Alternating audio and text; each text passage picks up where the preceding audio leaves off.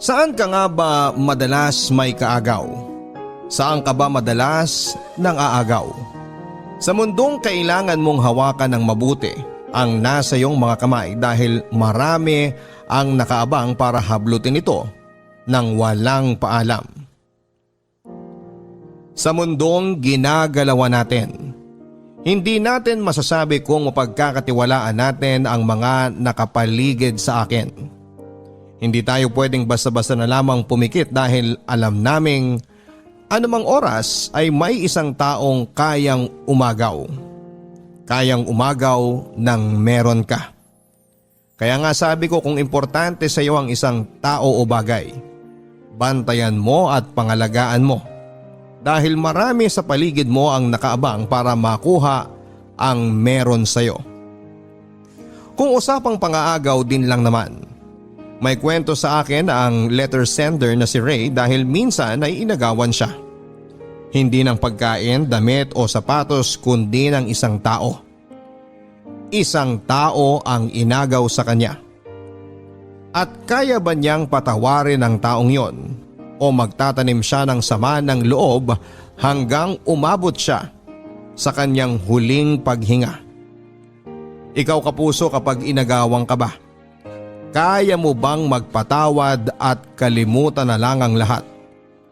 Alamin natin kung sino si Ray dito lamang sa mga kwento ng pag-ibig, buhay at pag-asa sa nangungunang Barangay Love Stories. Dear Papa Dudut, ako nga pala si Ray, 25 years old. Gusto kong sabihin sa inyo na ang kwentong mapapakinggan ninyo ay walang happy ending. Inunahan ko na kayo dahil yun naman ang katotohanan. Sanay naman ako na hindi ako naging masaya. Alam ko naman kahit sa dulo ng buhay ko ay hindi rin ako magiging masaya. Gusto kong simulan ang aking kwento nang minsang inakala kong totoo na pwede pa akong maging masaya. Nakilala ko noon si Claire, 20 years old. Sales lady ito ng perfume section sa isang mall. Siguro ay tadhana na makilala ko siya dahil noong mga oras na yon ay nangangailangan ako ng pabango para iregalo sa aking kaibigang ikakasal. Nagkataon na nandun si Claire at una pa lang na lumapat ang mga mata ko sa kanya, Papa Dudut. Gusto ko nang maniwala sa love at first sight. Hindi sobrang ganda si Claire pero kapag tumatagal ang pakikipag-usap mo sa kanya, ay mabibighani ka sa kanyang maliit na mga labi at mapuputing ngipin. Sinita rin ito at mataba ang mga pisngi kahit sabihin pang balingkinita ng kanyang katawan. Mas lalo akong nagkaroon ng interes sa kanya tuwing naririnig ko ang malamyos niyang tinig na para bang hinihele ka. Kaya nga napabili tuloy ako ng pabango sa kanya kahit na hindi ko naman sigurado kung magugustuhan yon ng kaibigan ko. At kahit alam kong merong pang mas okay na pabango kesa doon sa sinabi ni Claire na bilhin ko. Makalipas ang 3 araw ay bumalik akong muli para makita si Claire. Pinaghandaan ko na yon, Papa Dudut. Dahil nung una ay mukha akong gusgusing teenager noong makaharap ko siya. At alam kong hindi siya nagkaroon ng interes sa akin noon. Marahil dahil sa aking itsura. Kaya naman sa pangalawang pagkikita namin ay sinigurado kong suot ko na ang polong nagpapagwapo sa akin. At maong na nagpapakita ng magandang hubog ng aking mga hita at likurang bahagi. Nang makita ako nito ay natuwa akong naalala pa niya ako. Ibig sabihin lang noon ay nagkaroon din ito ng interes sa akin. 1 point na yon para sa akin. Pinaghandaan ko na rin ang pera ko noon dahil alam kong kailangan kong bumili ulit ng pabango kung gusto kong makilala siya. Sinigurado kong mapapapayag ko siya sa isang date after kong bumili ng pabango sa kanya at nangyari nga. Umayag siya. Sobrang tuwa ako noon, Papa Dudut, nung binigay niya ang kanyang number at sinabing day off niya tuwing Sabado. May basketball ako noon pero mas pinili kong i-cancel para lamang makadate si Claire. Iba talaga ang naging tama ko sa kanya, kaya naman yung next kong plano ay mapasagot siya at papadudot. After ilang dates ay naging karelasyon ko na nga si Claire. Kahit sino siguro lalaki ay mapofall kay Claire. Sa paningin ko, lagi siyang gumaganda. Hindi nakakasawa ang kanyang mukha lalo na ang kanyang tawa. Yung tawa niya ay para sa akin ang pinakagusto kong tunog sa mundong ito. Sobrang nagiging corny na ako. Alam ko pero hindi ko mapigilan ang sarili ko. At tulad ng sinabi ko sa inyo, kahit sino ay pwedeng ma-fall kay Claire dahil kapag nakilala niyo siya, maiintindihan ninyo kung bakit ganito ako at hulog na hulog sa kanya. Bukod sa kanyang itsura kasi ay maganda rin ang ugali niya.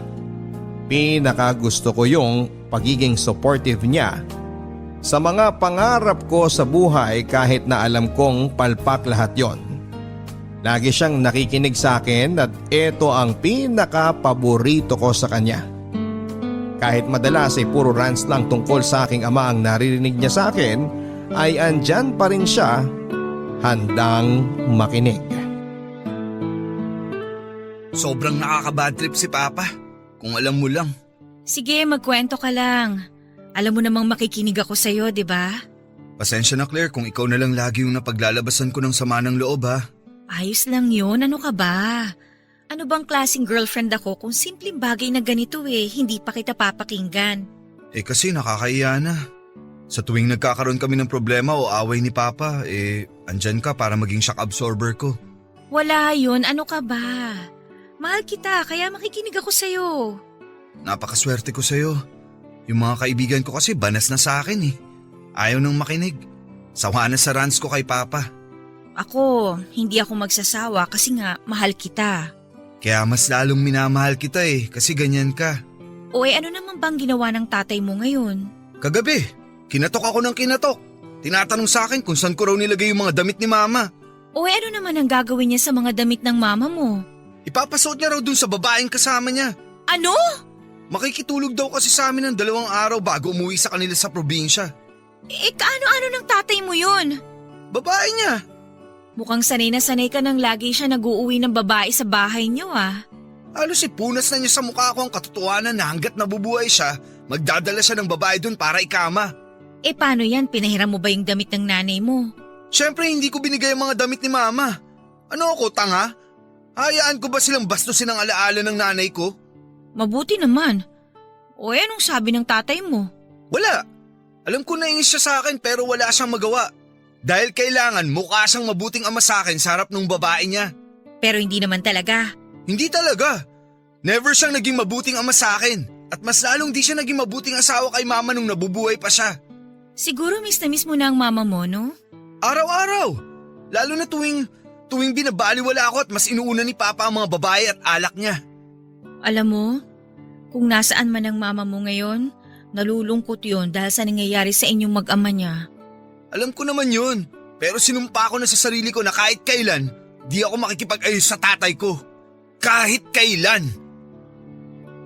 Seryoso ako papadudot nung sinabi ko kay Claire na kahit kailan ay hindi ako makikipag-ayos sa tatay ko. At alam kong nauunawaan niya yon dahil sa mga kwento ko sa kanya na mga pinagdaanan namin ni Mama sa tatay ko noong buhay pa ito. Wala akong maalalang magandang ginawa niya para sa amin lalo na kay Mama. Bata pa lamang ako ay mulat na ako sa ginawang kahayupan ni Papa kay Mama. Bata pa lamang ako ay iba't ibang babae na ang nakikita kong dinadala ni Papa sa bahay kahit buhay pa si Mama. Alam ko noon ay ako lang ang may alam pero matagal na palang alam yon ni Mama pero hindi lang ito kumikibo at tinitiis ang lahat ng pasakit. Tuwing sasapit ang gabi, nararamdaman ko na lang ang paghiga at pagtabi ni Mama sa akin sa kwarto.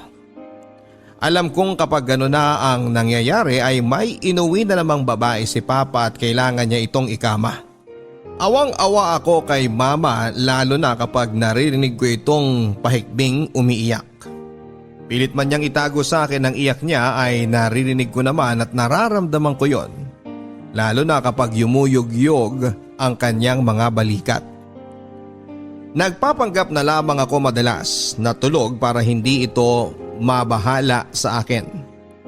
Hanggat maaari, Papa Dudut, ay gusto ko siyang umiyak lang ng umiyak dahil sabi ng teacher ko noon, nakakatulong ang pag-iyak para mailabas ang sama ng nararamdaman. Hanggang ngayon nawala na si Mama sa piling namin. Nambababae pa rin si Papa at mas lalong lumala dahil sobra na siyang malaya.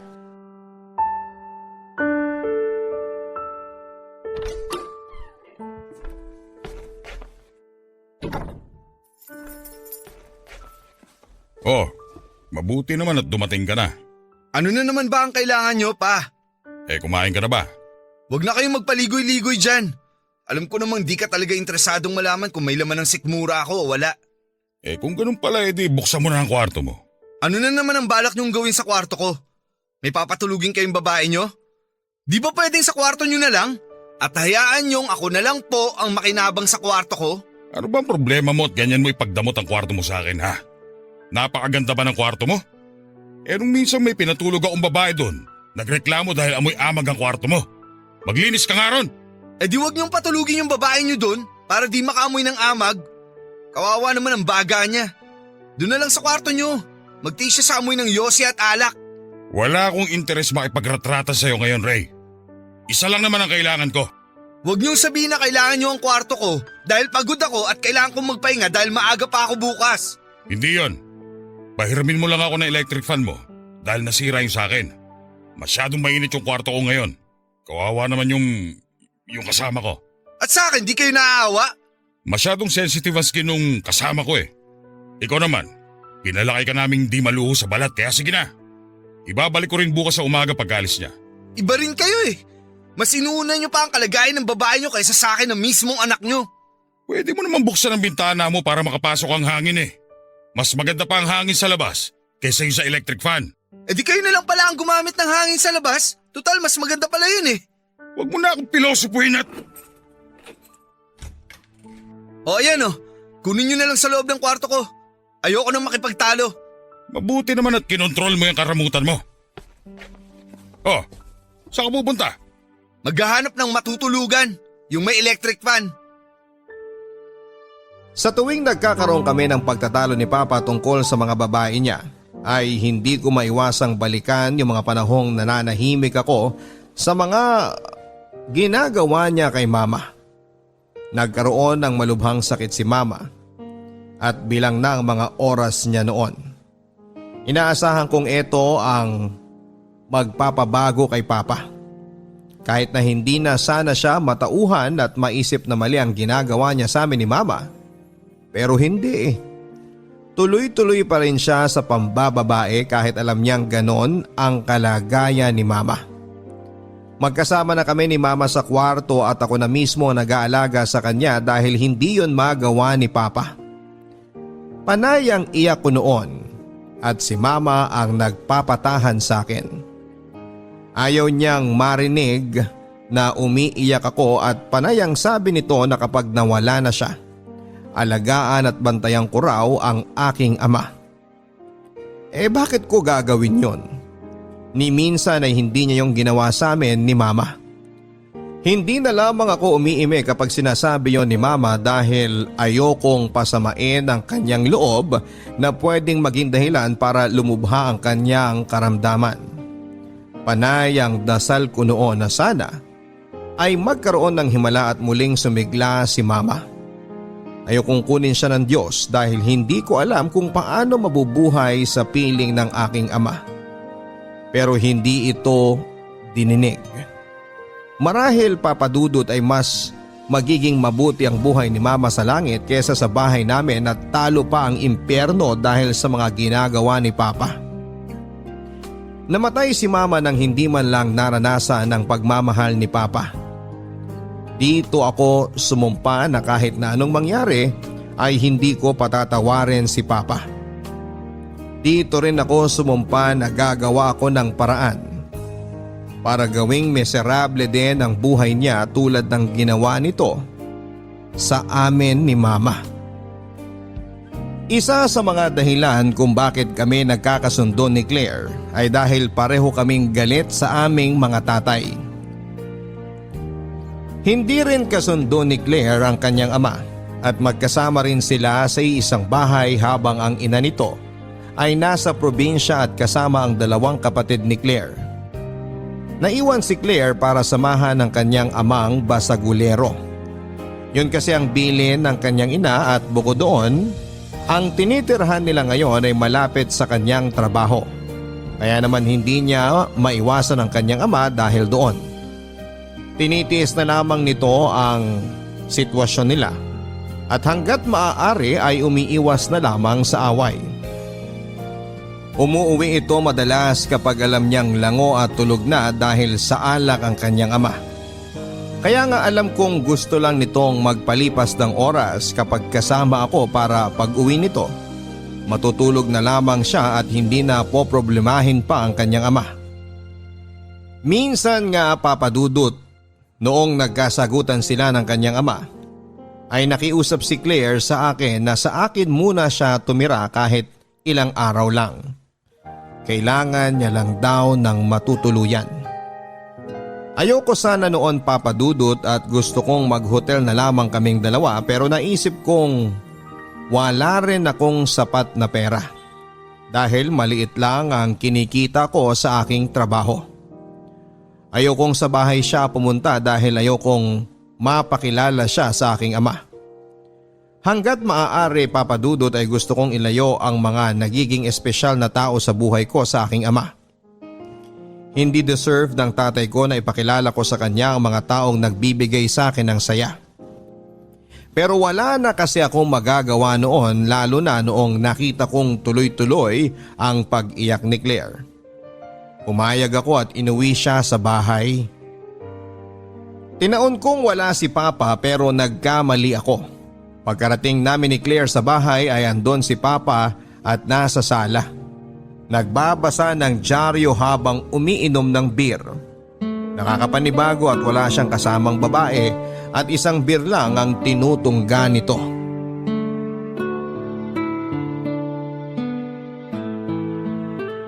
Oh, hindi mo man lang ba ipapakilala ang kasama mo?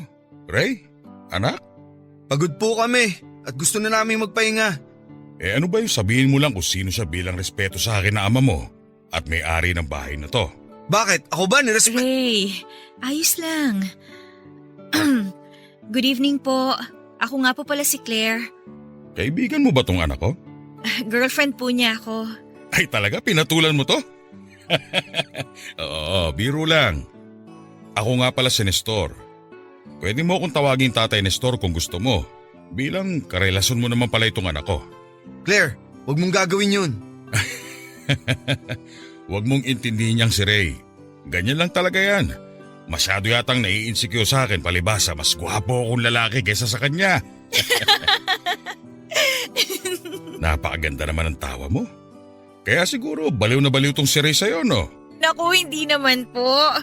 Pero salamat po sa papuri. May kamukha kang artista pero hindi ko maalala. Artista? Ako po?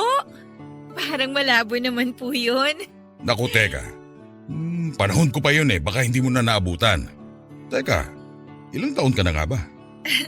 20 years old po. Aba hindi naman pala nalalayo ang edad mo sa akin. 30 lang ako. Ay, Tignan mo tong si Ray kapag nagbibiro ako sa edad ko, masyado siniseryoso Kaya mas marami niyang guhit sa noo kaysa sa akin. mauna na po kami, pa. Aba teka lang, kung kailan naman maganda na yung usapan masyado ka naman nangangati pumasok sa kwarto mo Sa bagay, sa tagal ba namang hindi nalilinis nun, mangangati ka talaga. O ikaw Ray, magpalit ka ng kubrekama at punta ng unan para hindi naman nakakahiya rito kay Claire. Tignan mo nga ang kutis niya Napakaganda, napakakinis. Hindi pwedeng dapuan ng surot o kung ano man insekto doon sa kama mo. Grabe naman po kayo. Marami naman po akong peklat sa katawan ko. Hindi naman po talaga ako makinis. Tingnan mo na, Ray. Hindi ka marunong mag-alaga ng babae. Bakit nagkakapekla tong si Claire? Ay, naku, hindi naman po niya kasalanan yun. Aba kahit na. Dapat bilang karelasyon ay inaalagaan ka niya. Kung ako lang tong si Ray, sisiguraduhin kong mag-aaral ako ng karate. Uy, bakit naman po? Para karatiin ko yung mga lamok na dadapo sa balat mo.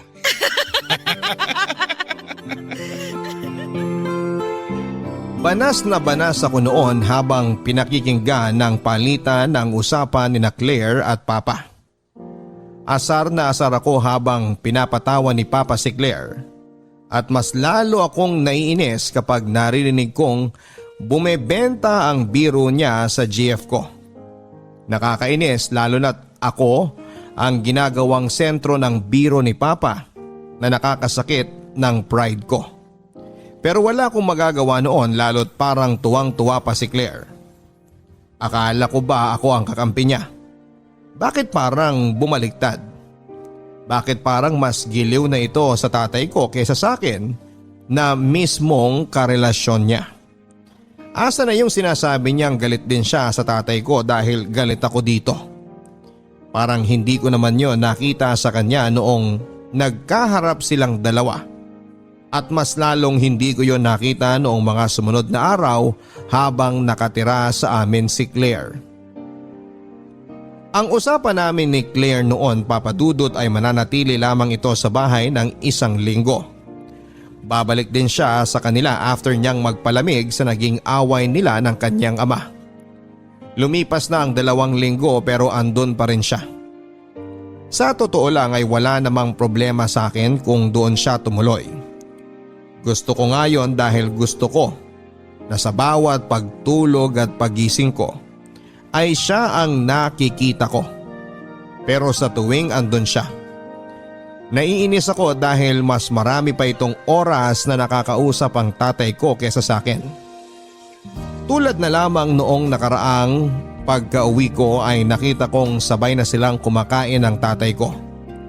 May dala pa akong pagkain galing sa fast food na pagsasaluhan sana naming dalawa sa kwarto pero itong si Papa nagpakitang gilas.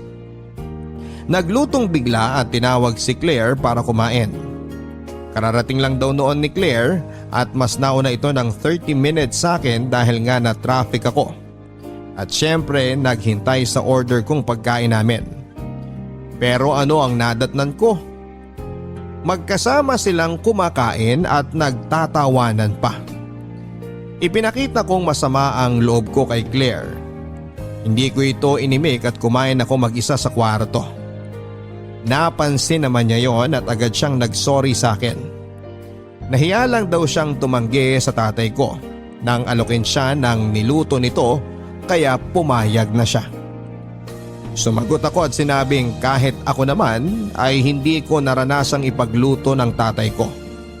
Yun pa lang ang unang beses na nakita kong nagluto si tatay at para pa sa ibang tao. Mas lalo tuloy akong nagalit sa tatay ko dahil pinaparanas niya kay Claire ang mga bagay na hindi niya pinaranas sa akin bilang anak. Pero hindi ko inaasahan na meron pa palang mas malubhang ipaparanas na sama ng loob sa akin si Papa at si Claire. Anong ginagawa niyo? Mag-explain ako, Ray. Oo, dapat lang mga hayop kayo. Huminahon ka muna, anak. Huwag mo akong tawagin anak, baboy ka! Huwag mo akong pagsalita ng ganyan. Anak lang kita, gago ka! Bakit? Wala akong karapatang pagsalitaan ka ng ganito? Matapos kong mahuli ang kaayupan yung dalawa? Please, Ray, huwag kang sumigaw. Nakakahiya sa mga kapitbahay. Ikaw? Mahihiya sa kapitbahay? Sa akin mismo na boyfriend mo, di ka nahiya. Di ka na nahiya na pumatong ka sa tatay ko. Ilang beses ka nang kinaman ng tatay ko, ha? Please, Ray, mag-usap tayo. Pag-uusapan ba natin kung paano ka napaligayan ng tatay ko? Di ba sapat ang katawan ko, Claire? Di ba kita napapaligaya para kailangan mo sumampas sa kama ng tatay ko? Anong kulang, ha? Please, huwag mo akong pagsalitaan ng ganyan. Hindi mo naiintindihan na nangyayari. Ray! Oo, talagang di ko naiintindihan dahil ako ang boyfriend mo. Kung meron ka mga ibang papatungan, ako yun. At hindi ang tatay ko. Tumigil ka na! Sobra ka na! Susungal-galin na kita dyan! Di gawin nyo. Kayo ang sobra na! Mula pagkabata ko, puro sama ng loob na ang binibigay niyo sa akin hanggang ngayon! Nagmamahalan na kami ni Claire. Nagmamahalan o nilasing mo siya para may kama mo? Huwag mo akong pag-isipan ng ganyan! Huwag pag-isipan ng ano? Claire, naririnig mo ba ang sinasabi mo? Bakit? Ano pa ba ang gusto mong isipin ko tungkol sa'yo? Matapos kong mahuli kang nakaubad at… At nakapatong sa akin. Oo, alam namin yun. At sana alam mo rin na tapos na kayo. At ikaw ang magsasabi na tapos na kami? Parte ba yun ang pagiging ama mo? Dahil ako na ang mahal niya at hindi na ikaw. Kaya tanggapin mo na lang na tapos na kayo. Hanggat di si Claire ang… Tapos na tayo, Ray. Tama si Nestor. Siya na talaga ang mahal ko. Parang nilamon ako ng lupa, Papa Dudut, sa mga narinig ko. Hindi pa ba sapat na nahuli ko silang magkasiping at kinakailangan pa nilang ipamukha sa akin na tama ang ginawa nila dahil sila ang nagmamahalan? Paano naman ako? Hindi ko alam ang gagawin ko noon. Gusto kong saksakin ang tatay ko pero alam kong pinipigil ako ng konsensya ko. Gusto kong saktan si Claire pero alam kong hindi yun ang gusto ng nanay ko. Hindi ko alam at hindi ko na talaga alam. Dapat pala una pa lang noong nakaramdam ako ng kutob ay hinuli ko na sila pero pinaabot ko pa talaga ng 1 buwan. Nagtiwala pa talaga ako at sinabing baka masyado lang marumi ang utak ko at iniisip kong hindi yon magagawa ni Claire pero nagkamali ako. Hindi ko alam pero kating-kati ako noong mag half day sa trabaho at nang nagkataon na araw yon ng Sabado. Alam kong day off ni Claire yon at saktong nasa bahay lang si Papa. Palihim akong umuwi noon at doon ay nakita ko ang hubot-hubad nilang mga katawan at narinig ko ang sabay nilang halinghing na mas lalong dumagdag sa paninikip ng aking dibdib. Niloko nila akong pareho at ang masakit ay tatay ko pa ang nagtapos ng relasyon namin ni Claire. Na dapat ako ang gumagawa dahil ako ang niloko. Sobrang sama ng loob ko noon at hindi ko alam ang gagawin. Buong araw akong nasa labas dahil ayokong umuwi ng bahay. Ayokong makita sila. Hindi ko alam kung paano sila haharapin. Naaalala ko natulog ako sa bus terminal noon at hinintay na sumikat ang araw bago umuwi. Nadatnang ko sila sa bahay at hinihintay ako. Kinausap ako ni Claire at sinabing seryoso na raw ito sa desisyon na hiwalayan ako. Mahal na raw niya ang tatay ko. Hindi ako umiimik noon at tumango na lamang. Tapos na kami ng babaeng inakala kong magbibigay sa akin ng totoong saya. Paano na ako? Paano na ulit ako? Ginawa kong miserable ang buhay ko, Papa Dudut, dahil sa mga nangyari. Gabi-gabi akong lasing at madalas ay hindi na ako nakakapasok sa trabaho. Kaya naman tinanggal ako at wala na akong pakialam. Ganito ang naging epekto ng ginawa kong pagmamahal at pagtitiwala sa maling tao. Sobrang sakit ng ginawa nila. Sa tatay ko pa talaga napiling pumatol ni Claire at bakit sa kanya pa. Alam niya kung ano ang problema ko sa ama ko pero bakit pinatulan pa niya? Bakit inibig pa niya? Mas lalong hindi nakatulong sa pinagdadaanan ko ang pagtira ni Claire sa bahay. Nakita ko na lang sila ni Papa na magkasamang pinapasok ang mga gamit ni Claire sa bahay. Nahihiya silang pareho na nahuli ko ang kasinungalingan nila ng ganong paraan. Hindi rin nila alam ang sasabihin sa akin. Ang kakapal na mga mukha nila. Paano nila ito nagawa sa akin? Hirap na hirap ako noon na harapin sila. Wala akong trabaho noon kaya wala rin akong ibang pupuntahan. Alam nila yon kaya naman magkatulong sila sa bahay para kahit papaano ay mapuna ng mga pangangailangan ko tulad ng pagkain at kung ano-ano pa. Pinagluluto nila ako na makakain ko, siguro ito ang paraan nila para humingi ng pasensya sa mga nagawa nila. Tinatanggap ko naman yon, hindi dahil gusto ko kundi kailangan ko. Walang-wala ako noon, Papa Dudut.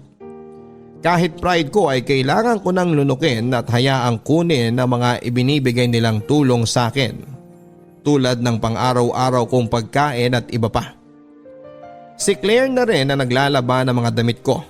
Hinahayaan ko siyang gawin yon bilang pambayad sa ginawa niya sa akin. Sabi ko na lang sa sarili ko na noong panahon na yon, na oras na makabawi ako at makatayo akong muli ay pinapangako kong lalayo ako sa kanilang dalawa at hindi na magpapakita pa.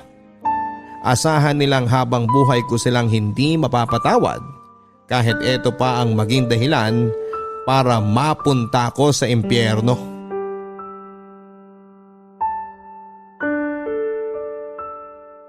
Ray, pwede ba tayong mag-usap? Hindi. Ray naman, please. Ano ba ang kailangan mo, Claire? Papasakitan mo na naman ba ako? Hindi. Wala ka bang ibang mapagkwentuhan kung gaano ka napapaligayan ng tatay ko? Please naman, hayaan mo muna akong… O baka naman may iba ka pang lalaki bukod sa tatay ko, ano? Wala akong panahon sa mga panlalait mo. Gusto ko lang naman maintindihan mo na tapos na tayo. Claire, alam ko na yan. Alam na alam. Di mo na kailangang ulitin pa. Di ako tanga. Ang ibig ko lang sabihin, dahil tapos na tayo, baka naman pwedeng magkapatawaran na tayong dalawa. Seryoso ka ba dyan sa sinasabi mo? Sa tingin mo, ganun kadali yun?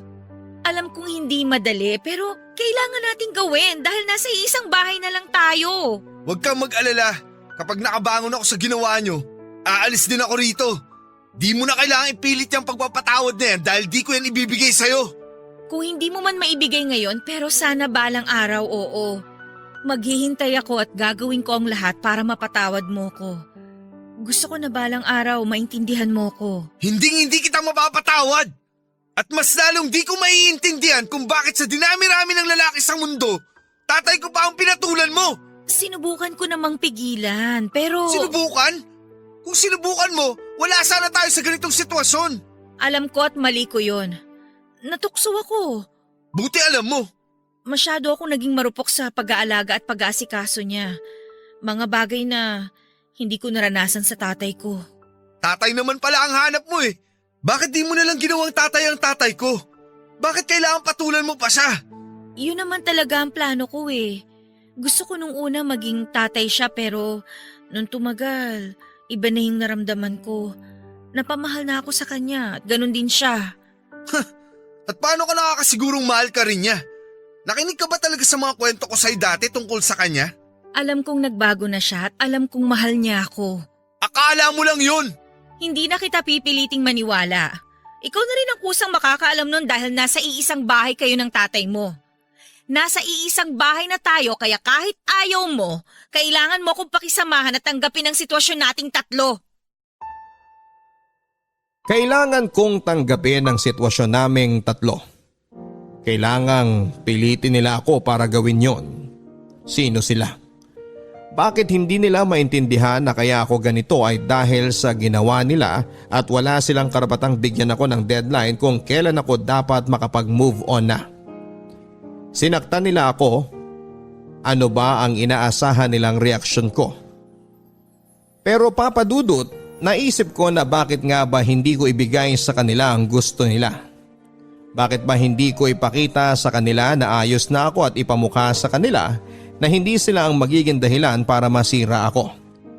Ayokong ipakita sa kanila na talunan ako sa sitwasyon naming tatlo. Hindi pwedeng habang masaya sila ay miserable ako.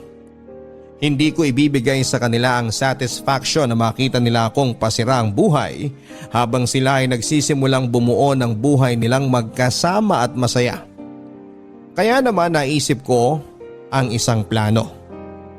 Pinaramdam ko sa kanilang dalawa na ayos na ako. Kahit alam kong hindi sila parehong kumbinsido dahil madalas pa ring matatala sa mga salitang ginagamit ko sa kanila sa tuwing magkakasalo kaming kumakain. Hindi lang sila lumalaban pa at hinahayaan akong magsalita. Nasa huli ay pagsisisihan ko dahil ang plano ko ay ipakita sa kanila o magpanggap sa harapan nila na ayos na ako para lang isalba ang natitira kong pride. Gabi-gabi akong nag-uuwi ng babae doon. Ginagawa ko ang hilig na ginagawa ni Papa noong bata pa ako at noong hindi pa sila ni Claire. Ipinapakita at tinataong kung andun silang pareho kapag nag-uuwi ako ng babae. Kung paano ako harapin ni Papa noong nagdadala siya ng babae noon, ganon din ang ginagawa ko sa kanya. Ihiram ako ng electric fan, damit ni Claire para sa babaeng patutulugin ko doon. Makikipagpalit ako ng kwarto at kung ano-ano pa. Hindi sila lumalabang pareho. Alam kong nagpapasensya lang sila at alam nilang ginagawa ko lang yon para pasakitan sila, lalo na si Claire. Isa sa mga dahilan ko kung bakit ako nag-uuwi ng babae doon ay dahil gusto kong makitang magselo si Claire. Sa ganoong paraan ay baka mabawi ko siya. Iniisip ko pa rin kasi na nagkamali lang siya sa tatay ko at ako pa rin ang mahal niya. Pero hindi yon nangyari. Kahit na ilang babae pa ang naiuwi ko, wala na talagang pakialam si Claire sa akin. Wala na. Araw-araw miserable pa rin ang buhay ko at araw-araw mas lalo itong nasisira sa tuwing nakikita ko ang pagmamahalan ni na Claire at Papa. Sa unang beses sa buhay ko ay hindi ko nakitang nag-uwi pa ng ibang babae si Papa. At sa unang beses sa buhay ko ay nakita kong nagmahal na ito. Mahal niya si Claire, ramdam ko. Isang bagay na pinagdamot nito sa aking nanay noong nabubuhay pa siya. Kaya naman mas lalo akong nagalit sa aking ama. Ray anak, pwede ba tayong mag-usap? Hindi. Kibuin mo man lang sana ako anak. Nahihirapan ako sa sitwasyon natin. At ako hindi. Patawarin mo na sana ako. Kami ni Claire. Ang kapal naman ng mukha mo para hilingin sa akin yan. Alam kong hindi madali. Kailan ba naging madali ang lahat para sa akin? Bata pa lang pinaranas mo na ang hirap sa akin. Sa amin ni Mama. Tapos ngayon gumawa ka ulit ng bagong magpapahirap sa akin? Di ka pa nga nakakabawi sa mga kasalanan mo sa amin ni Mama. At eto ka ngayon, nagdagdag ka na naman ng bago. Alam kong malalim na ang sugat na binigay ko sa inyo ng mama mo. At kung pwede lang baguhin ang lahat, babalik ako sa dati para humingi ako ng tawad sa nanay mo at… Tawad lang? Kung babalikan mo ang nakaraan, hihingi ka lang ng tawad sa nanay ko? Di mo man lang ba susubukang ayusin ang relasyon nyo at ang pamilya natin? Oras na rin siguro para malaman mo ang totoo. Ano pa ba ang totoo bukod sa pagiging gago mo at masamang tao? Sabihin mo na lahat ng gusto mong sabihin, pero sasabihin ko pa rin sa iyo ang lahat. Siguraduhin mo lang na ikakatuwa ko yung sasabihin mo dahil kung hindi… Hindi ko totoong minahal ang nanay mo. Sige, dagdagan mo pa ang galit ko sa'yo. Pinilit lang kami ipakasal ng magulang namin dahil pinikot ako ng nanay mo. Di ako naniniwala sa'yo. Walang ganyang sinabi sa akin si Mama. Dahil ayaw niyong masira ang tingin mo sa kanya at naiintindihan ko yun. Sa tingin mo, bakit siya magtitiis sa piling ko kung alam niyang wala man lang siya naging kasalanan? Kung makapagsalita ka, kala mo napakalinis mo ah. Alam kong may mga nagawa kong pagkakamali. Marami-rami yun. Pero sana maintindihan mo ako. Pinikot ako ng nanay mo. Minobya ako noon na mahal ko. Sinira kami ng nanay mo. Sinabi niya may nangyari sa amin kahit wala. At alam niya yon. Hinalikan ko lang siya nung nilasing niya ako nung minsan nagkainuman kami. Kasama ng mga iba naming mga kaibigan. Sinabi niya sa nobya ko na may nangyari sa aming dalawa. At hindi pa nakontento ang nanay mo. Kasunod nun, sinabi niya rin sa aming mga magulang. Wala akong kakampi nun, Ray. Lahat sa nanay mo naniwala dahil babae siya. Sa tingin nila, siya ang nadihado. Pero sa totoo lang, ako naging biktima. Di ako naniniwala sa'yo. Ikaw na napakademonyo mong tao. Ginagago mo ba ako? Kahit tanungin mo pa sa mga lolo't lola mo ang lahat. Sila ang nakakaalam ng totoo. Dahil matapos ang sapilitang kasal namin, inamin niya ang totoo sa mga magulang naming dalawa. Kahit sa dati kong nobya. Pero huli na, kasal na kami. Galit na galit ako nun sa kanya. At pinangako kong gagawin kong miserable ang buhay niya habang magkasama kami. At yun ang ginawa ko habang nabubuhay siya. Nakalimutan ko magpatawad, Ray. At alam kong nadamay ka dahil doon. Umalis ka na sa harapan ko! Hindi kita pipiliting maniwala pero yun ang totoo. Huwag kang gumaya sa akin na nagtanim ng galit at pinasa ang galit na yun sa mga nanakit sa akin. Ayokong gumaya ka sa akin na hindi natutong magpatawad. Hayaan mo kong bumawi sa iyo, anak. Ngayon ka babawi? Kung kailan mas sinira mo ang buhay ko? Mahal ko si Claire. Siya lang ang babaeng gusto kong makasama. Siya ang nagpamulat sa akin sa mga nagawa kong mali sa inyong mag-ina. Dahil sa kanya, gusto kong magbago. Nakakasama ng loob na sa ibang tao ka pa kumuha ng dahilan para magbago. Samantalang ako mismo na anak mo, andito ako lagi pero di ka pa rin nagbago. Hindi ko mapigilang umiyak noon, Papa Dudut. Sobrang sama ng loob ko sa aking ama. Bakit hindi ako ang naging dahilan ng pagbabago niya? Bakit kailangang may pumasok pang ibang tao sa buhay namin bago siya mag-decide na magbago? Sobrang nakakasama ng loob. Imbes na mapatawad ko siya at maintindihan ang pinagmula ng masamang ugali niya, ay mas lalo ako nagtanim ng galit at sama ng loob. Mas lalo kong piniling huwag magpatawad at gawing miserable ang buhay nilang dalawa habang nabubuhay ako. Habang nabubuhay silang pareho. Hindi ko alam, Papa Dudut, kung kakampi ko ba ang langit sa gagawin kong pagganti kina Claire at Papa. Dahil isang araw ay nahuli ko si Claire at may kausap. Nanay pala niya ang kausap niya noon. Akala ni Claire ay umalis na ako. Wala rin ang tatay ko noon dahil namamalengke ito. Iba talaga ang pinagbago nito mula nang naging sila ni Claire, kaya mas lalo akong nainis. Pero natuwa ng mga oras na yon dahil may mga gamit na akong bala laban sa kanilang dalawa. Magagawa ko na ang plano kong maghiganti dahil sa naging usapan ni na Claire at ng kanyang ina. Nalaman kong panay pala ang hingi ni Claire sa tatay ko mula sa pensyon nito at ibang pinapasok sa maliliit na negosyo, at ang nakikinabang ang ina nito at ang dalawang anak niya sa probinsya na noong una ay sinabi niyang mga kapatid niya. Narinig ko din na ginagamit niya lang ang tatay ko para may pangsustento sa kanila, at lahat yon ay nakarecord sa aking cellphone at lahat yon ay handa kong iparinig sa aking tatay oras na makauwi na ito. Akala mo walang tao, no? Ray? Grabe ka makipag-usap sa nanay mo. Nandito ako sa labas ng kwarto niyo pero rinig na rinig ko ang mga sinasabi mo. Mabuti na lang at nilakasan mo yung boses mo. Na-record ko tuloy ang lahat. May mga anak ka pala sa probinsya? Akala ko ba kapatid mo ang mga yon? Ray, mag-usap tayo please kung ano man yung narinig mo. Kung ano man ang narinig ko, lahat yon andito sa cellphone ko. Na-videoan ko ang usapan niyo. Huwag mo ko isusumbong sa tatay mo, please. Kasi ano, matitigil ang sustento sa'yo. Grabe ka rin. Manggagamit ka pala. Di ko nalatayan sa'yo dati nung tayo pa. Paano hindi mo mahahalata wala kang ang maibigay sa akin? Puro burger sa kanto ang nililibre mo sa akin. Sa tingin mo mabubuhay ako noon at ang mga anak ko sa probinsya? Ayun, lumabas din ang totoo. Oo nga pala, binivideo ko pa rin to ah. Demonyo ka rin pala, no? Tulad mo? Aba oo. Anong gusto mong gawin ko? Aminin mo lahat. Tigilan mo ang pag-video ng usapan na to at sasabihin ko sa iyo lahat. O sige, o yan, go. Oo, aaminin kong ginagamit ko lang ang tatay mo para may pangsustento ako sa mga anak ko. Wala siyang alam tungkol dito. May butas sa puso ang bunso ko at hindi sapat yung kinikita ko sa mall para masustentuhan ang mga gastusin sa ospital. Bakit di ka na lang lumapit sa akin? Bakit kailangan pumasok pa sa eksena ang tatay ko? Dahil wala ka namang maibigay sa akin, Ray! Kung nagsabi ka lang, edi gumawa ako ng paraan. Paano ka makakagawa ng paraan? Eh yung kakarampot na sahod mo, pambayad lang ng kuryente at pamasahe mo lang ang nakakayanan. Tapos mag-iilusyod kang tulungan ako?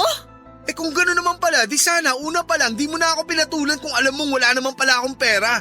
Akala ko nung una may pera ka. Sino ba naman kasing bibili ng mga mamahaling pabango sa loob lang ng 3 araw? Anong gusto mong isipin ko? Eh bakit di mo pa ako iniwala nung nalaman mong di ko kayang ibigay sa'yo ang perang kailangan mo? Kasi nabanggit mong may pera ang tatay mo. Kaya ba… Kaya ako nagpanggap na may problema kami ng tatay ko sa bahay para patuloyin mo ako dito at makilala ko ang tatay mo. So planado mo ang lahat ng to? Pati ang paibigin siya? Kasama yun sa plano. Hindi ako magsisinungaling. Paano mo nasisikmurang gawin to, Claire? Lahat kaya kong sikmurain para sa mga anak ko. Minahal mo ba ako? Akala ko. Ang tatay ko? Sinusubukan ko. Nga pala, Binivideo ko pa rin tong usapan natin. Ray! Pero pwede naman natin pag-usapan to. Madali naman akong kausap. Di naman ako pinalaking sumbungero. Ano, payag ka ba? Naipit na noon si Claire. Wala na siyang magawa. Alam niyang hawa ko na ang alas. Nakipagdil ako sa kanya na makipagsiping pa rin ito sa akin. Ilihim naming pareho na may relasyon kaming muli. Gawin niya ulit ang lahat ng ginagawa niya sa akin noon. Oo, Papa Dudut, sobrang baba ng ginagawa ko pero masisisi niyo ba ako? Bukod sa gusto kong gumanti ay gusto ko ulit mapa sa akin si Claire dahil Papa Dudut, kahit ganito na ang nangyari, alam ko sa sarili ko na mahal ko pa rin si Claire. Malungkot ako, masyadong desperado ang ginawa ko pero sa ganitong paraan lang ako mananalo. Pumayag si Claire sa lahat ng gusto ko, kapalit ng hindi pagsusumbong at hayaan ko siyang hut-hutan pa rin ng tatay ko. Lahat nga ay gagawin niya para sa kanyang mga anak. Natuwa akong pumayag siya. Mula noon, kapag wala ang aking tatay ay ako ang kaulayaw ni Claire. Alam kong napipilitan lang siya at nakakaramdam din ng pandidire pero wala siyang magawa. Hawak ko lahat ng magagandang baraha at anumang oras na pumalag siya. Handa akong ilatag ang mga barahang yon para angkinin ang pagkapanalo ko. Kung sa tingin nyo, kailangan kong maawa sa sitwasyon niya dahil sa mga anak niya. Oo, nakakaramdam naman ako noon. Pero mas nangingibabaw yung mapa sa akin siyang muli at makaganti sa aking ama. May iba pa akong binabalak, Papa Dudut, at lahat yon ay ibabahagi ko sa inyo habang nagpapatuloy tayo sa aking kwento.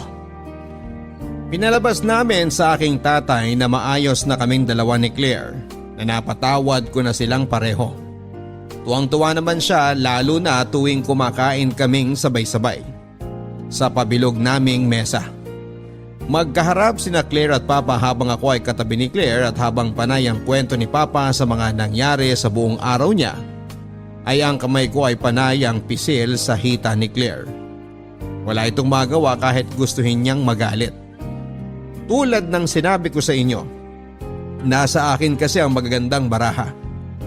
Tuloy-tuloy lamang na ganon at walang kamuwang-muwang si Papa sa nangyayari sa amin ni Claire.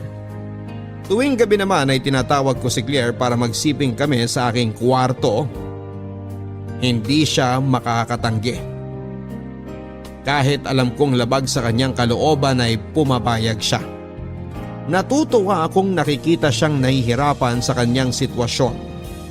Kulang pa ito sa ginawa nila sa akin, humanda pa sila sa iba kong gagawin. Inayaan ko si Claire na kumuha ng pera sa tatay ko.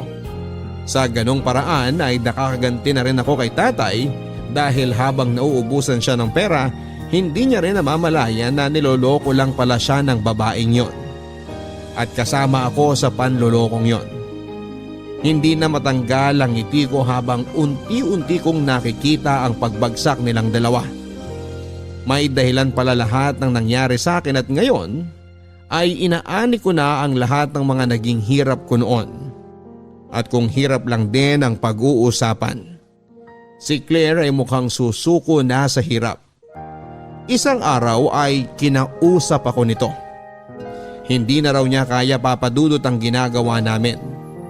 Gusto na niyang itigil na namin ang ginagawa namin dahil hindi na umano tama. Natawa na lamang ako. Siya pa talagang nakaisip na hindi tama ang nangyayari.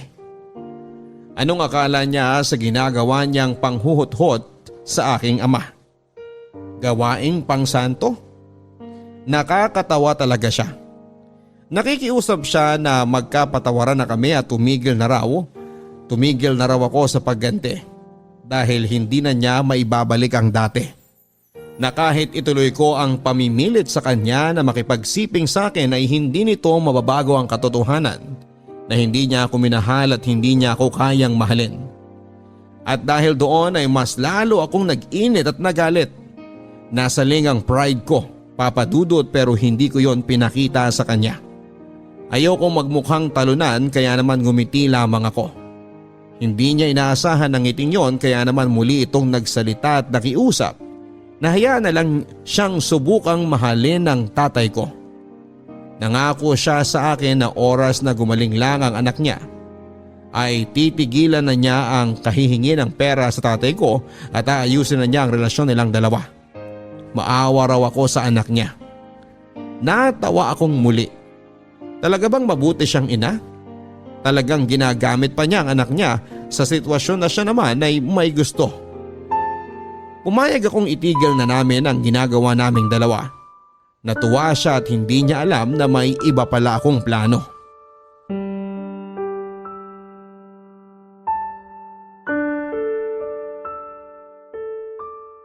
Kumusta pa? O Ray, andiyan ka na pala. Teka at maluluto na tong afritada. Di ba paborito mo to? Mechado ang paborito ko. Ganun ba? Pero sana mapagtiisan mo na to ha. Inaral ko mula sa internet tong afritada eh. Nagpatulong ako kay Claire kagabi bago siya matulog. Oo nga, yun din sabi niya sa akin bago siya matulog sa tabi ko. Ha? Oo nga pala. Ngayon ko aaminin sa'yo ang lahat. Bumalik na pala sa akin si Claire, pero palihim nga lang. Anong sinasabi mo? Ayun, mahal pa rin daw niya ako eh. At nagsisisi siyang iniwan ako. Wag ka namang gumawa ng kwento anak. Pwede mong itanong sa kanya kung gusto mo. Pero kung ako sa'yo, bakit ba ako maniniwala sa isang babaeng pumapatol sa mag-ama, di ba? Mahal ako ni Claire. Mahal niya lang ang bulsa mo. Hindi totoo yan. Nakailang libo na ba siya sa'yo? Sa pagkakaalam ko, mas marami ka pang naibigay na pera sa kanya kaysa sa amin na mag-ina mo. Huwag na natin ibalik yung nakaraan. Hindi ba't sinabi ko naman sa'yo na pinagsisisihan ko na yon? Pagsisisihan mo rin kapag nalaman mong pineperahan ka lang ni Claire para mapagamot niya ang anak niya. May anak si Claire? Mga anak! May mga anak si Claire at isang ina na binubuhay niya sa probinsya. Salamat sa pensyon at negosyo mo.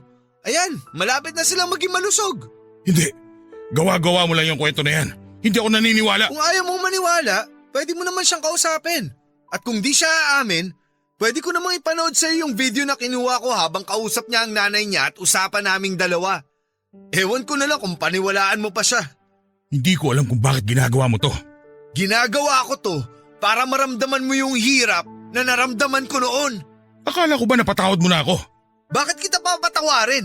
May dahilan ba para patawarin kita? Nagbabago na ako. Nagbabago ka para sa babae mo at hindi para sa akin. Ang importante nagbabago ko. Sinusubukan kong ayusin ang mga pagkakamali ko. Huli na! Mali ang paraan at dahilan mo para ayusin ang mga pagkakamali mo. Sana ako yung nakita mong dahilan para magbago pero hindi!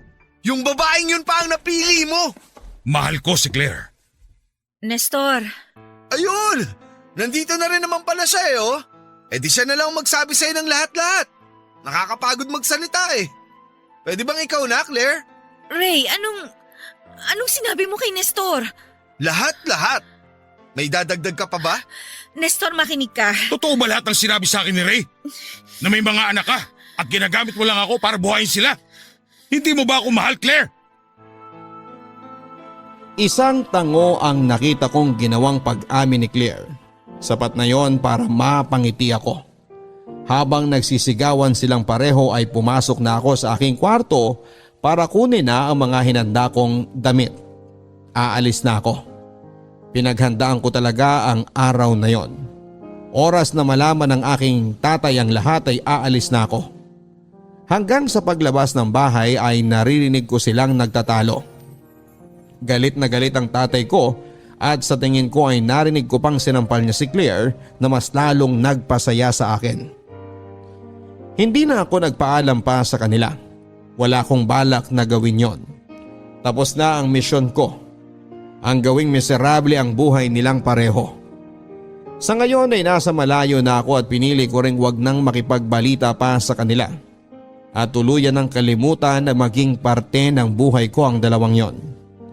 Hindi pa rin ako buo at alam kong matatagalan bago mawala ang galit sa puso ko.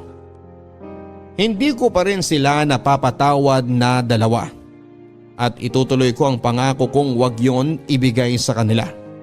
Dahil sa kanila ay nasira ang buhay ko at dahil sa kanila, nakagawa tuloy ako ng hindi maganda.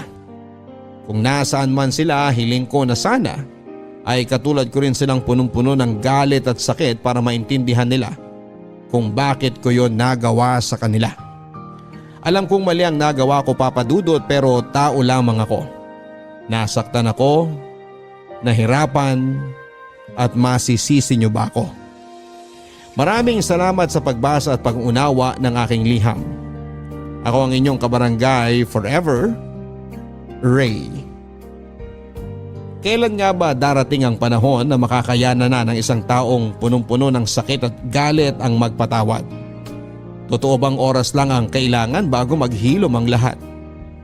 Sa naging kalagayan po ni Ray ay may pag-asa pa kaya siyang umahon mula sa pagkakalunod niya sa sarili niyang galit? May pag-asa pa kayang makita niya na hindi sa lahat ng pagkakataon ay kailangan niyang bitbitin ang galit sa kanyang puso dahil siya lang mismo ang mabibigatan dito? Ray, kung nasaan ka man ngayon, gusto kong sabihin sa iyo na hindi mo deserve ang nangyari sa iyong pamilya, lalong-lalo na ang pinagdadaanan mo sa iyong ama. Kasunod nun, hindi mo din deserve ang lokohin ng isang babae matapos mong ibigay sa kanya lahat ng kaya at lahat ng meron sa iyo. Pero Ray, oras na para bitawan mo ang naging puot mo dahil sa huli, ikaw lang din ang mabibigatan at mahihirapan sa pagbitbit niyan sa bawat lugar na pinupuntahan mo. Totoong mahirap magpatawad, pero sana ay mahanap mo balang araw sa puso mo na magpatawad hindi lang sa mga taong sinaktan ka, kundi pati na rin sa iyong sarili. Hanggang sa muli mga kapuso, ako po si Papa Dudut sa mga kwento ng pag-ibig, buhay at pag-asa.